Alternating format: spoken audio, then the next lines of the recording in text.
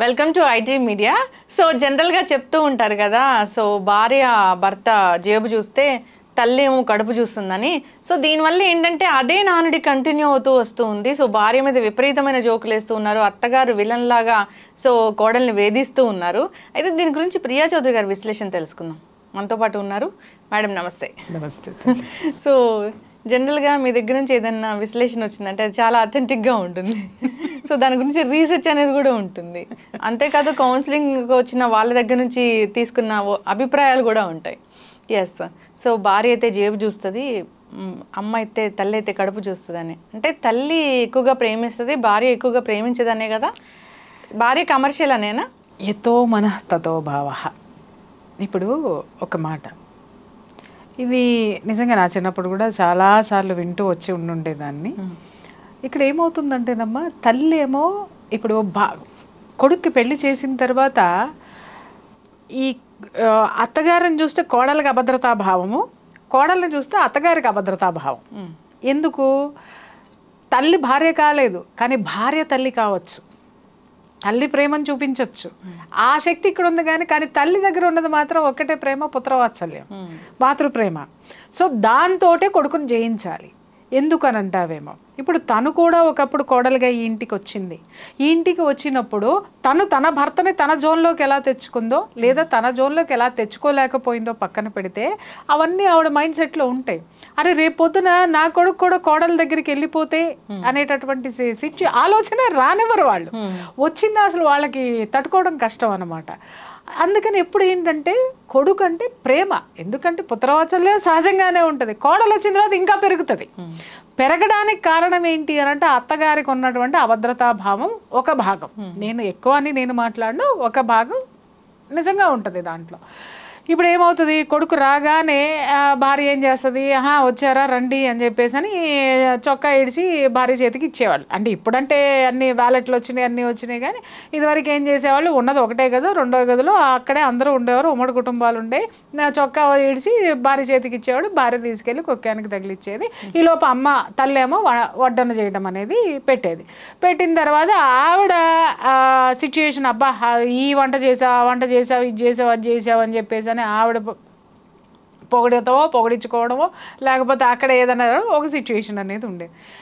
ఇక్కడ మీరు అన్నారు ఏంటి అని అంటే, కుక్కానికి తగిలిచ్చినటువంటి షర్టు జేబులో ఆ భార్య ఎందుకు చేయి పెడుతుంది అని అంటే, తన భర్త తన హక్కు ఇవాళ ఎంత సంపాదించుకొచ్చాడు, లేదా ఆ రోజు తనకే అవసరం ఉందో అత్తగారు ఇవ్వదు, భర్తను అడిగితే ఎందుకంటాడు, లేకపోతే ఇంకొకటి అంటాడు. అసలు ఇంటి కోడల్ని నేను, నాకు హక్కు, నేను హక్కుదారురాలని, నా భర్త సంపాదన మీద హక్కు నాకుంది అని చొరవగా చేయబెట్టి తీసుకుంటాడు. రైట్? ఎందుకంటే ఒకప్పుడు అత్తగారు చేయలేదు ఆ పని, ఖచ్చితంగా చేసింది.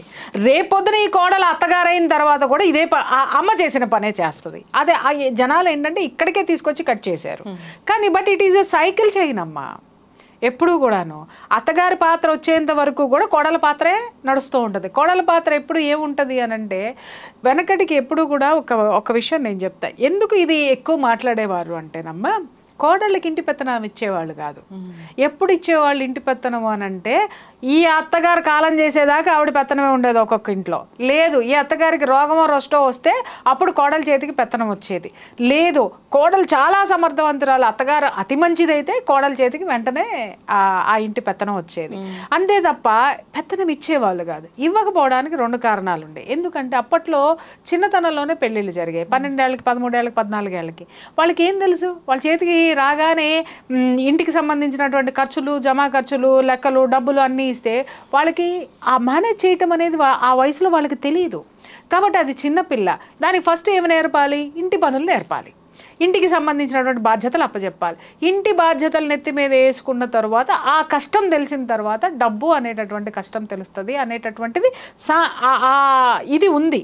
కానీ అది రాను ఏమైపోయింది అని అంటే, ఒకళ్ళనొకళ్ళు టామ్ అండ్ జెర్రీ లాగా అత్తగారులు ఇద్దరు కూడా పెత్తనం కోసం కొట్లాడుకోవడం, అత్తగారు ఆవిడ జులుం చూపించడం, కోడలు తన నైజం చూపించడం, లేదా పాపం అత్తగారు పెట్టే ఆరాళ్ళకి బలైనటువంటి కోడళ్ళు ఎంతో మంది ఉన్నారు. కాపురాలు నాశనం చేసిన అత్తలు బోల్డ్ మంది ఉన్నారు, నాశనం చేసుకున్న కోడళ్ళు కూడా. కోడలే కదా ఆరాళ్ళు పెట్టడం ఎందుకు? ఎవరు అంటే ఇక్కడ రెండు విషయాలమ్మా. మనము అన్నిటినీ ఒక ఘాటికి తీసుకురాలేమో. కోడలే కదా ఆరళ్ళు పెట్టడం ఎందుకు అని చెప్పేసి అని మనం అనుకుంటున్నాం. కానీ ఆ కోడల్ని స్వీకరించే మనస్తత్వం అత్తగారిలో లేనప్పుడు ఏం చేస్తుంది? ఇప్పుడు కోడల్ని తీసుకురాక తప్పదు, కానీ తెచ్చినప్పుడు ఏం చేయాలి అని అంటే అత్తగారి అడుగులకు మడుగులు ఎత్తుకుంటూ నువ్వు ఓకే ఓకే అయితే ఓకే అయితే ఓకే అనుకుంటూ వెళ్ళాలి అనుకునేది ఒకళ్ళ మనస్తత్వం.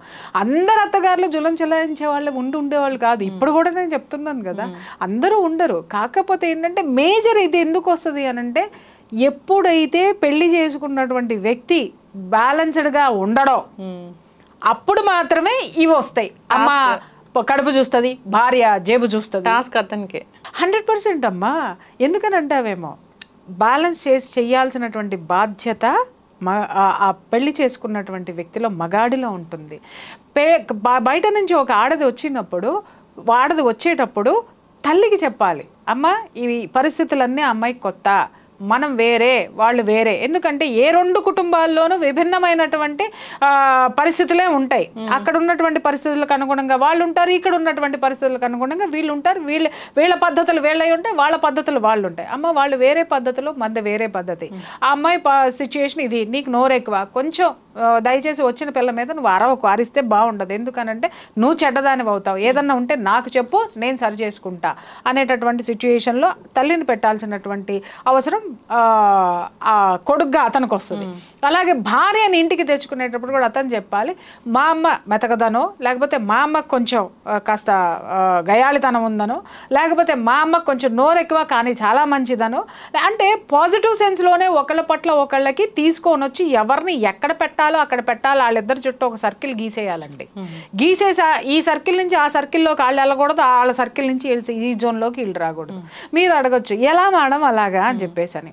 ఒకటే చెప్తున్నాను, భార్యకి చెప్పాల్సింది ఏంటంటే, నీకేదన్నా ఉంటే నన్ను అడుగు, కంప్లైంట్స్ చెప్పొద్దు.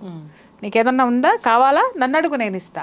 అలాగా తల్లికి చెప్పాలి, అమ్మ నీ అవసరాలు ఏమన్నా కొడుగ్గా తీర్చాల్సిన బాధ్యత నాది, నన్ను అడుగు. నీ కాళ్ళు ఇచ్చిందా ఇవ్వలేదా, మొఖం ముడుచుకుందా నీకు అనవసరం, నీకు సంబంధం లేదు, నన్ను అడుగు అని చెప్పేసి అని. అదే ఇప్పుడు చెప్పాను కదా, ఒక సర్కిల్ గీసేయాలి. ఎవరి హద్దులు ఏంటి అనేది ఇతగాడు పెట్టేయాలి. పెట్టిన తర్వాత రాను ఏమవుతుందంటే, ఒకళ్ళనొకళ్ళు ఇక్కడే ఉండి అర్థం చేసుకునే సిచ్యువేషన్స్ వస్తాయి. అర్థం చేసుకున్న తర్వాత మెల్లగా దూరాలు తగ్గుకుంటూ ఒక చోటుకి చేరటం అనేది జరుగుతుంది.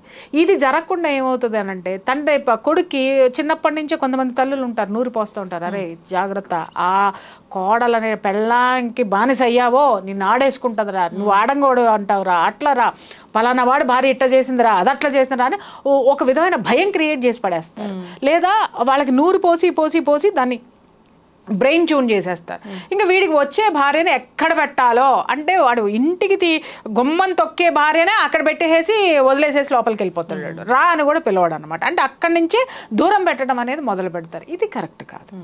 రెండోది ఏంటి అని అంటే, ఇటు భార్య కూడా ఏమవుతుంది అని అంటే, ఇటువైపు ఉన్నటువంటి సిచ్యుయేషన్స్లో కూడా చాలామంది, అమ్మ నువ్వు అత్తగారింటికి వెళ్ళావంటే అత్తని దగ్గర రానేవు, మాకు అసలు అత్తగారి పట్ల చాలా ఇదిగా ఉండు, అసలు ఆవిడ పెత్తనం చేయకు, చేసావా నిన్ను అట్లాగే చూస్తారు, నిన్ను ఇట్లాగే చూస్తారు, నువ్వు ఇట్లా ఉండాలి. ఈవిడ బ్రెయిన్ని ట్యూన్ చేస్తావు. అసలు ఈ ఇంటి పరిస్థితులు వాళ్ళకి అవగాహన ఉండదు, వాళ్ళ పరిస్థితులు వీళ్ళకి అవగాహన ఉండదు. అవగాహన ఉండేది ఎవరికి? ఒక్క పెళ్లి చేసుకున్న వాడికే ఉంటుంది. ఎందుకంటే అత్తగారింటికి వెళ్ళినప్పుడు అది చూస్తాడు, పుట్టింట్లో ఉన్నప్పుడు ఇది చూస్తాడు. కాబట్టి మొదట్లో గందరగోళాలు ఉన్నా ఒక స్థితికి వచ్చేటప్పటికి అతనికి ఒక ఇది వస్తుంది, అవగాహన వస్తుంది. అప్పుడు ఎక్కడ పెట్టాల్సిన వాళ్ళు అక్కడ పెట్టాల్సినటువంటి బాధ్యత ఇతనది. పూర్తిగా తల్లి వైపుకి వెళ్ళి భార్యని నెగ్లెక్ట్ చేయకూడదు. అలాగే పూర్తిగా భార్యకి సరెండర్ అయిపోయా, నాకెందుకు నేను సరెండర్ అయిపోయాను అని అంటే, నిన్ను కన్న తల్లిదండ్రులు ఏమవ్వాలి? నీకు రెండు బాధ్యతలు నీ భుజస్కంధాల మీద ఉన్నాయి. కావడి లాంటి కావడి కుండలు అంటారు. కాపురం అనేది కావడి కుండలు. ఏ కుండ తక్కువ ఉన్నా రెండో వైపు బరువు తూగిపోతుంది. కాబట్టి ఆ రెండింటిని బ్యాలెన్స్ చేయాల్సినటువంటి స్థితి బ్యాలెన్స్గా లేకపోతే దాన్ని ఎలా బ్యాలెన్స్ చేసి జాగ్రత్తగా తీసుకెళ్లాల్సినటువంటిది మోసేవాడి చేతులు ఎలా అయితే ఉంటుందో, ఈ మగాడి మీద, పెళ్లి చేసుకున్నటువంటి వ్యక్తి మీద, కొడుకు అత్తకి కొడుకు, భార్యకి భర్త అయినటువంటి ఈ మగాడి మీదే ఉంటుంది అన్నమాట. జేబు చూస్తుంది అంటే నిజంగా జేబులు చూస్తున్న వాళ్ళని మనం చూస్తూ ఉన్నాం. ట్రాన్సాక్షన్స్ అన్ని వాళ్ళ చేతిలోకి వెళ్ళిపోతున్నాయి, తల్లిదండ్రులు ఓల్డ్ ఏజ్ హోమ్ కి వెళ్ళిపోతున్నారు. ఇది ప్రమాదకరం అమ్మ. ఇది నిజంగా చెప్తున్నాను కదా. ఇప్పుడు ఎలా అయిపోయినాయి అంటే, ఓల్డ్ ఏజ్ హోమ్స్లో మేము ఇక్కడ చాలా బాగున్నామని మాట్లాడుతున్నారంటే, ఇక్కడ రెండు విషయాలు. ఇరుగు పొరుగు అనేది కనపడకుండా కనుమరుగైపోయారు. ఒకటి పలకరించే వాళ్ళు లేరు పెద్దవాళ్ళని. ఎంతసేపు ఈ అపార్ట్మెంట్ కల్చర్ వచ్చేసిన తర్వాత ఎవరి గదుల్లో వాళ్ళు ఉండి ఇవాళ అపార్ట్మెంట్లో ఎన్నో జరగరాని అన్నీ జరుగుతున్నాయంటే కారణం ఏంటి అని అంటే అపార్ట్మెంట్లో దొంగతనాలు ఈజీ అయిపోతున్నాయి. ఇప్పుడు ఆ గేటెడ్ కమ్యూనిటీలు ఎందుకు పెట్టుకుంటున్నారంటే భయం వేసి పెట్టుకుంటున్నారు. ఎందుకంటే దాంట్లో నుంచి వచ్చేవాడెవడో పోయేవాడెవడో అర్థమవుతుంది అని చెప్పేసి అని. ఆ గేటెడ్ కమ్యూనిటీల్లోకి వెళ్ళండి, అసలు ఎవరి మొహం చూసుకోరు, ఎవరెవరో కూడా తెలియదు. ఈ పక్కింటాడు ఈ ఇంటి ముందు నుంచి వెళ్తా కూడా ఇట్లా చూస్తాడు ఎవరో ఇల్లు అనుకున్నట్టుగా, ఏది 10 ఏళ్ళైనా కానీ. అంటే తెలీదు, ఒక చోటకి రారు, వచ్చేటటువంటి అవకాశాలు ఉన్నా అక్కడేదో రాజకీయాలు వస్తాయి, మళ్ళీ విడిపోతూ ఉంటారు, మళ్ళీ కలుస్తూ ఉంటారు, మళ్ళీ ఇరుగు పొరుగు అనేటటువంటి సాంప్రదాయం ఎప్పుడో పోయింది. దాంతో వీళ్ళని పలకరించే వాళ్ళు ఎవరున్నారంటే ఇంట్లో వాళ్ళే ఉన్నారు. ఇక్కడ ఇంట్లో ఏమవుతుందనంటే ఎవరో ఒకళ్ళే త్యాగాలు చేయాలంటే ఎంతకాలం అని త్యాగం చేస్తారు? కోడలే అత్తగారు గయ్యాళిది అనుకోండి, కోడలే పడుతూ వస్తూ ఉండాలంటే ఏం అవసరం ఉందమ్మా కోడలికి? ఏం కర్మ అంటే వాళ్ళ అమ్మా నాన్న నిన్ను కని నీ చేతికిచ్చి నీ కొడుకుతో కాపురం చేయమనడం అమ్మాయి కర్మ. మరి నువ్వు కూడా కోడలుగానే వచ్చావు కదా, మరి నువ్వు కోడలుగా వచ్చిన నీకు ఆ ఇంట్లో పెత్తనం ఉండాలని నువ్వు ఈ రోజుకి కూడా 70-80 ఏళ్ళు వచ్చినా నువ్వు ఫీల్ అవుతున్నావు అని అంటే మరి నీ కొడుకుని పెళ్లి చేసుకుని 25 ఏళ్ళు అయినా కూడా నీ కొడుకు కనీసం గౌరవం ఇవ్వనటువంటి, భార్యగా గౌరవం ఇవ్వనటువంటి ఆ కోడలికి నీ మీద ఏ విధమైనటువంటి నమ్మకం గౌరవం ఉంటుంది? అంటే రిటైర్ అవ్వాల్సిందే ఆ పోస్ట్ లో 100% అండి. ఖచ్చితంగా ఒక వయసు వచ్చిన తర్వాత ఇటు కోడలు కానీ ఇటు అత్తగారు కానీ తల్లి కడుపు చూస్తుంది అంతవరకు చూడు, భార్య జేబు చూస్తుంది. కానీ అది ఆ శాస్త్రం ఎందుకు పెట్టారనేది నాకు ఇప్పటికి ఆలోచిస్తే 1,00,000 కారణాలు కనిపిస్తాయి. భర్త ఇవ్వలేదు అనుకోండి, స్వతంత్రంగా నా మొగుడే కదా అని జేబులో చేపెట్టి తీసుకుంటుంది. లేదు, నాకు ఆ అమ్మాయికి ఉన్నటువంటి వ్యక్తిగతమైనటువంటి ఇది నా ఇల్లు, నా సంసారం, నా భర్త సంపాదన నాది అనుకుంటే హక్కుతోటి చేపెట్టి తీసుకుంటుంది. సో చాలా కారణాలు ఉంటాయి దాంట్లో, ఒకటే అనుకున్నాను లేదు. ఇక్కడ స్వార్థంగా ఉండేటటువంటి కోడల పట్ల ప్రేమ చూపించే తల్లి పట్ల మాత్రమే దాన్ని మనం ఉపయోగించాలి తప్ప ఇది అందరి కోడళ్ళకి చెందదు, అందరి తల్లులకి చెందదు. బిడ్డలు అన్న తర్వాత కడుపు చూస్తుందని కనీసం వండి పెట్టే తల్లులు కూడా లేరు. భయంకరమైనటువంటి కష్టాలు నష్టాలు పడేటటువంటి వాళ్ళు ఉన్నారు. అలాగే పుట్టింటికి పెళ్లి చేసుకుని 25-30 ఏళ్ళు అయినా కూడా భర్త జేబులో చెయ్యి పెట్టేటటువంటి హక్కును ఇంకా సంపాదించుకోలేనటువంటి భార్యలు చాలా మంది ఉన్నారు. ఇటు ఓల్డేజ్ హోమ్స్ కి వెళ్తున్న వాళ్ళు ఉన్నారు, అటు విడాకుల కోసం కోర్టు ఎక్కుతూనే ఉన్నారు. మొత్తం పెత్తనమంతా నాకే కావాలని చెప్పేసి కాపురాలను ఛిద్రం చేసుకునే వాళ్ళు కూడా ఉన్నారు. కాబట్టి ఇక్కడ ఏంటి అని అంటే కాపురం అనేది కావడి కుండలు లాంటిదమ్మా. ఒక అత్తగారు ఒక కోడలు ఇద్దరూ కూడా కోడళ్లే, అది మర్చిపోవద్దు. అలాగే ఇద్దరూ కూడా ఒక ఇంటికి చెందిన వాళ్ళే, అది మర్చిపోవద్దు. మీరు కొట్టుకొని కాట్ల కుక్కల్లా కొట్టుకొని రోడ్డు మీద పడితే అసలు మీ కుటుంబం మీద ఎవరికి గౌరవం ఉంటుంది, ఎవరికి ఇది ఉంటుంది? ఎప్పుడైనా నేను ఇందాక ఒక మాట చెప్పా ఎపిసోడ్ స్టార్ట్ చేసే ముందే, కోడలు అమ్మ కాగలదు కానీ అమ్మ ఎప్పుడు భార్య కాలేదు, భార్య తల్లి కాగలదు. ఈ 2 క్వాలిటీసు భార్యలో ఉన్నప్పుడు ఆ ఇంటిని మొత్తం సమర్థించుకునేటటువంటి తత్వం ఈవిడలో ఉండాలి. ఈవిడలో ఉన్న పడనివ్వని అత్తలు చాలామంది ఉన్నారు, ఆ అమ్మల కొంగులు పట్టుకుని తిరిగేటటువంటి కొడుకులు ఉన్నారు. కాబట్టి ఏంటి అనంటే ఈ ఇంటింటి రామాయణం అన్నమాట. ఇంటికో చరిత్ర ఉంటుంది, కోడలకు ఒక కథ ఉంటుంది, ఒక్కొక్క ఇంట్లో ఒక్కొక్క సిచ్యుయేషన్ నడుస్తూ ఉంటుంది. తల్లి అయితే తెలుసుకోవాలి ఇంతవరకు నా బాధ్యత, సో ఇప్పటి నుంచి వాళ్ళ బాధ్యత, గౌరవంగా పక్కకి తప్పుకోవాలి. అలాగని చెప్పి మొత్తం త్యాగం చేసేసి కోడలు చీచా అంటే పడమని నేను అనట్లేదమ్మా. అప్పుడు నీ హక్కుల్ని నువ్వు పట్టుకోవాలి.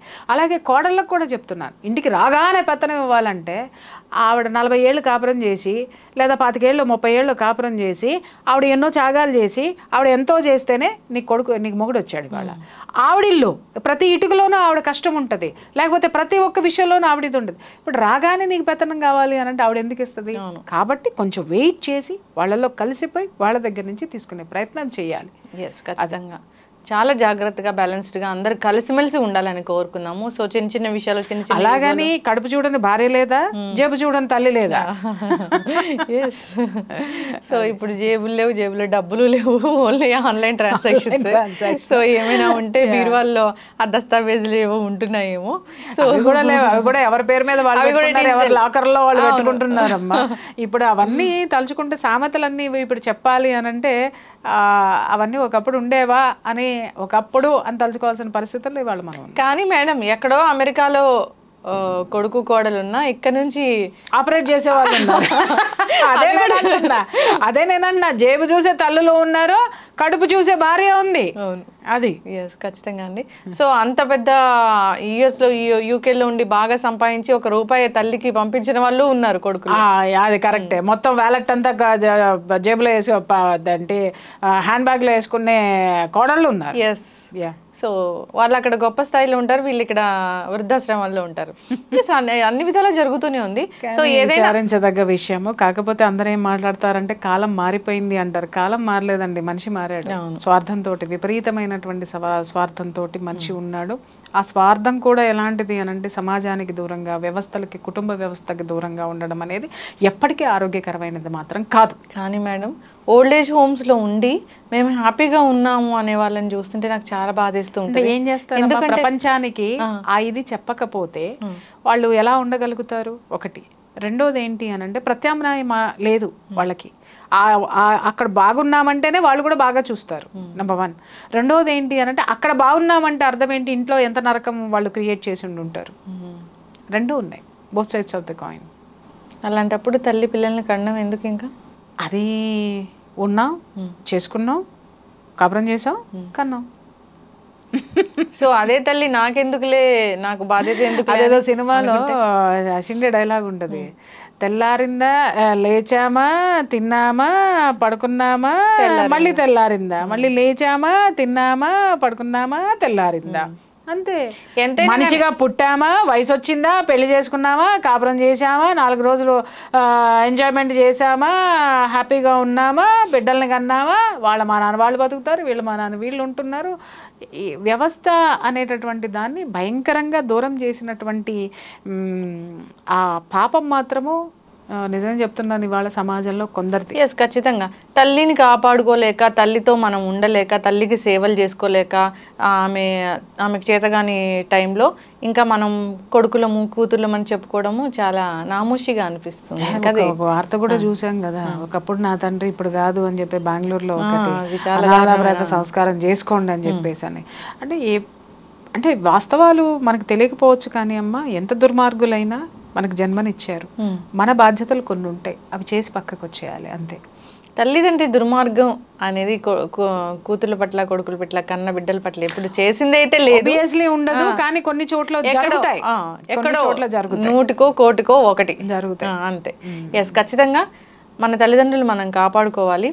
సో తల్లిదండ్రులు కూడా బాధ్యతగా ఉండాలి, ఉంటూనే ఉన్నారు. ఇప్పుడు అత్తగారు కూడా ఒకప్పటి కోడలేనమ్మా. ఇప్పుడు మీరు ఆ సామెత చెప్పారు, ఏది తల్లి కడుపు చూస్తుంది, భార్య చేపిస్తుంది. నేను అంటాను, అత్తగా ఒక ఇంటి కోడలే, ఒకప్పటి కోడలే.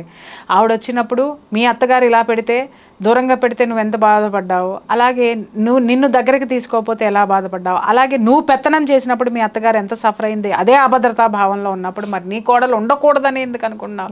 ఇవన్నీ బేరీ చేసుకోవాల్సినటువంటి అవసరం అయితే ఉంది. ఎస్, ఖచ్చితంగా మేడం.